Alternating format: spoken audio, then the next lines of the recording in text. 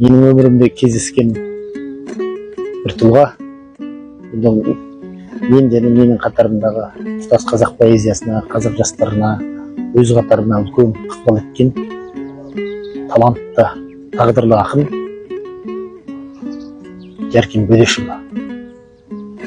Мен кездесуде Жәркен ағам осы талаптағы ақын болмаса, мен Жәркен атымды ауыстырам деген жарықтық. Сол Жәркен ағам 60-қа келген кезде жазған өлеңім бар, соны есіме түсіп отыр, оқып берейін.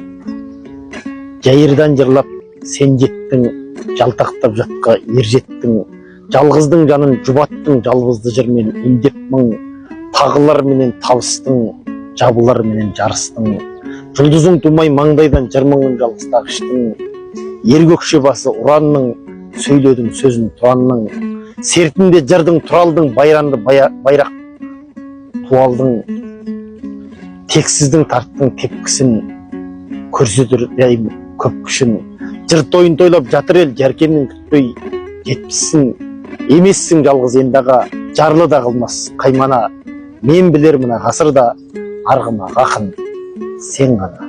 Жәркен атамыздың жаны жәннатта, топырағы торқа болсын. Осы бір шығармашылық кесімде арнайы есім алып отырған жайым.